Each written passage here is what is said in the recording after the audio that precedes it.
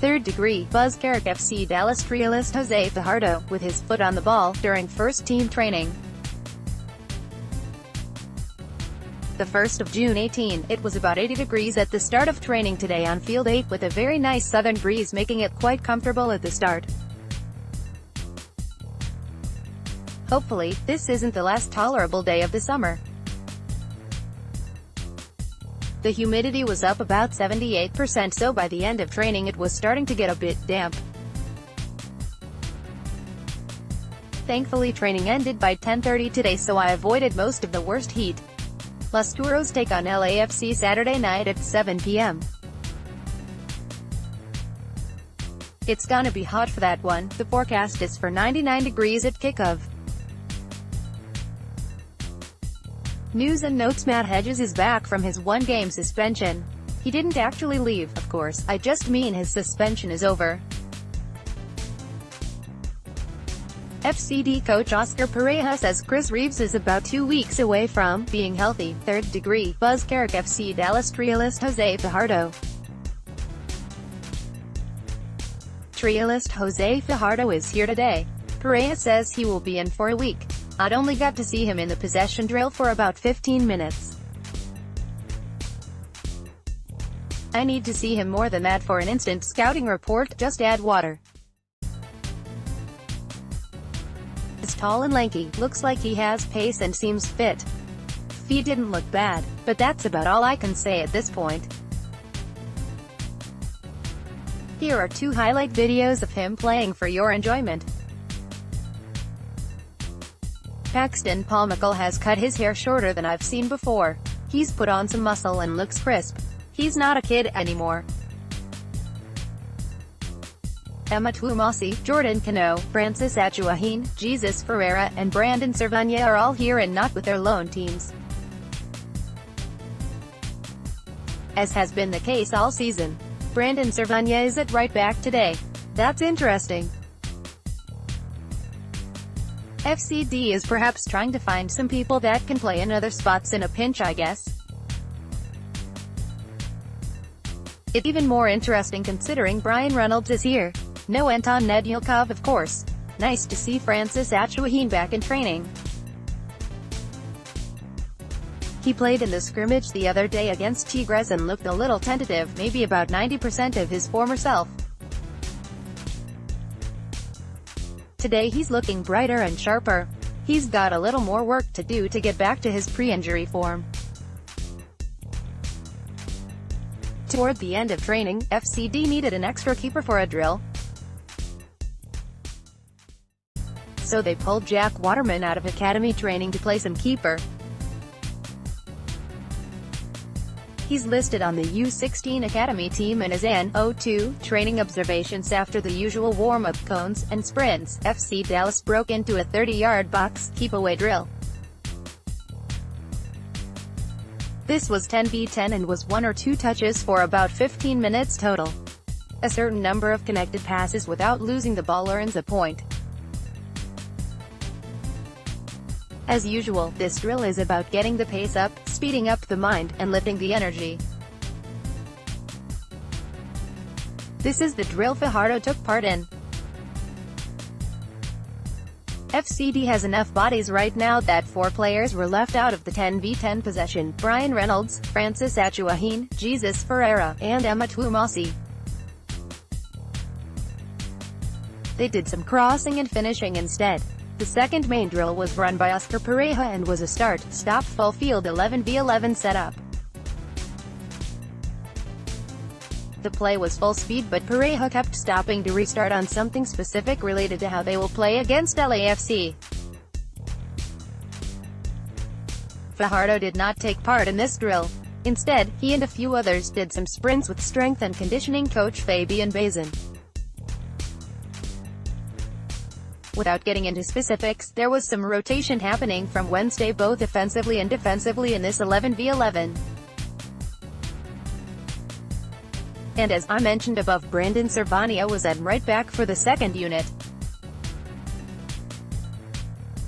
Finally, FCD did some corner and free kick drills with what is, give or take, the 18-man roster. What was slightly unusual about this drill is that tomorrow's likely starters worked on defending corners and free kicks instead of taking them.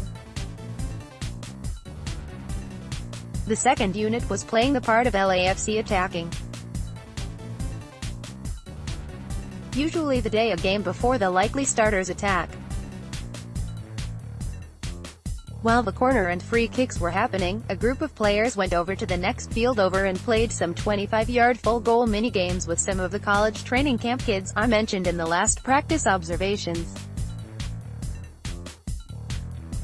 It was Chris Richards, Jose Fajardo, Jordan Cano, Francis Achuahin, Brandon Servania, Paxton Pomical, Brian Reynolds, Jesus Ferreira, and Carlos Aviles. This is the drill Jack Waterman got invited in for. After the corners and free kick drill ended, the same group of young players came back to Field 8 and did a Josima Bazin-led crossing and finishing drill. Aviles and Waterman were in goal. I was talking to Coach Perea at this point, but I tried to watch Jose Fajardo with the corner of my eye. Unfortunately, I was too far away to see much. Dagnabbit, catching up with Oscar Perea at this cue. It's quite a longer session as a consequence. What did you learn about your team over the last 2 wins on the road? That the evaluations that we have made, or that we have learned from ourselves, that when we have the willingness to do it, this team is capable of reshaping and reinventing themselves. That's something important. How important was it mentally for you and the team holding the lead twice in those wins? It's important. I always make the analysis more towards what happens in the game, but at the end when you don't get the results due to something like what happened here against Vancouver where the referee messed the things up, and it seems like what you did in the 90-plus minutes is not as relevant. We continue just to analyze ourselves and see if we can play good football and the team can keep progressing. But in the end, in those scenarios when it's a matter of winning and losing points, the team found a way in the last couple of games to do it instead of what just happened against Vancouver. What did you think of your patchwork defense against LA Galaxy? It was good. I like it. I liked the job that Reto did on the right. Actually, Minor played a great game in that part too. It was happiness for us to see the boys adapting to different roles. That for me is refreshing because it's not just me thinking, but they are executing it. It just makes us feel comfortable. Your thoughts on the 3 games in a row with quite a bit of stoppage time? I want to say a great many things about the official in the last 3 games, but I'm just going to let the people judge. I just did it myself. I chronometered the game in second half in those 2 games, and I see the time literally when it stopped. And there is no way I have not seen it before. The adding time, it was ridiculous for me. You guys delay when you're ahead like everyone does. At some point does it become counterproductive? We question the delaying, but you won both games. Yeah, well, we have to go to a real thing because you have to put yourself in the positions. We have 3 ties at home here at the beginning of the season with Real Salt Lake, Colorado. And the added time was so little. We were pushing and we didn't understand why it was not correct. So we suffered it both ways. It just made us think things, you know. But as you say, we have just to do our job and just keep learning. And see if we can produce that. I have here that there is an exaggeration of my players, the wasting time. And I say, the wasting time for what? Coleman get cramping. It's not the first player in the world that get cramping at the 90-minute. or 80 in this time. Especially with a player who has not been playing normally. So that's normal, and he was not faking. Mickey was in that moment also cramping literally. And I said, Mickey came from a tough week of being sick and training in Dallas with 100 degrees. We're training in 100 degrees, so our boys are doing a terrific job from just managing their energy, but it's normal that a player can cramp at the 85 minutes or 90. Hopefully not, especially if he has all the rhythm. People think that we're faking. They're not faking. And if Jesse taking too much time. And I said to him, maybe times where Jesse can help in the regular game much more, so it doesn't seem he's doing that so often. Other than that, there's no explanation other than people try to look on us for that black spot. If they don't find it one way, then they find it in a different way, and I don't like that. Is there any kind of appeal process with the league that you say some of these things? Yeah, within the process. But listen, it's unbelievable. We work during the week to get a result. 'Cause this is the way we survive in this business. Developing and getting results. How he get a red card? Why? I have seen it a dozen times already. And we have the VAR too. I don't know. I don't know how can you miss that? How's Kellen Acosta? Better. Much better. Adding. Much better. I think Kellen every game is progressing.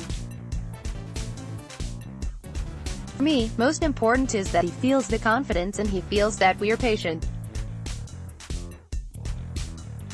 And he feels that we're backing his process up, like any other player, but Kellen is different because Kellen's rhythm needs that repetition. We gotta let him do it. Diaz's a false wing was interesting. On defense he dropped wide in midfield, and going forward he played a little more centrally. Did you think that worked well for you? Yeah, that was one of the things that made me happier in the game. And I was pleased because that gave us something we don't have on the left. Which is to have verticality and have somebody who can give us volume in the left. So you can tell me, why does somebody like him, who has not a left leg or a wing, give you verticality? It's because he uses that spot there and somebody is using the space. And he's getting the play, so the 2 goals came through him in that position. So it just gives us another look and it gives us a different experience there that we can use. Was the plan to use Gruezo on that side to help Ryan on that side? Yup, correct. How did you think Ryan did? He did good. Ryan was good. Ryan, he played a very good game. Correct in the tactical part, which is for me important. Offensively we know Ryan, he's a nightmare on that left for anybody. He there is capable to do stuff offensively that hurt the teams, and I thought that he did well. With Ryan playing the full 90 on Wednesday and only having played 40 before this season, would he be able to go again tomorrow if you need him? We hope so. But also, as I said earlier, I am waiting to see how they develop today, cause I have mine or that has rhythm there. But Ryan's fine. He will be fine. What do you hope to do better this time against LAFC? I would like to have 2 more points. After they beat your press last time, will there be an adjustment for that? I think in LA, when we played them, I think they exposed us in our pockets. They have people who are crafty there. We had to change the model in minute 25. So that gave us some experience in how can we clog the middle, but at the same time how can we compete the ball more down in LA. In LA we did it for parts, but especially in the second half, it was hard to just contain them. We like to have a more complete performance on that part and just have more control of the ball. Reggie Cannon is doing so well every game. Do you worry about him wearing down at all? Just right, not worried, just worried about being optimistic and letting him do it. There may be a time to evaluate him, but at this time better to just be confident in the kid. I think he's deserving to have a look in the national team also. I'm very optimistic that the people that are in charge should have a look at this young man who's doing a terrific job for us. Third degree.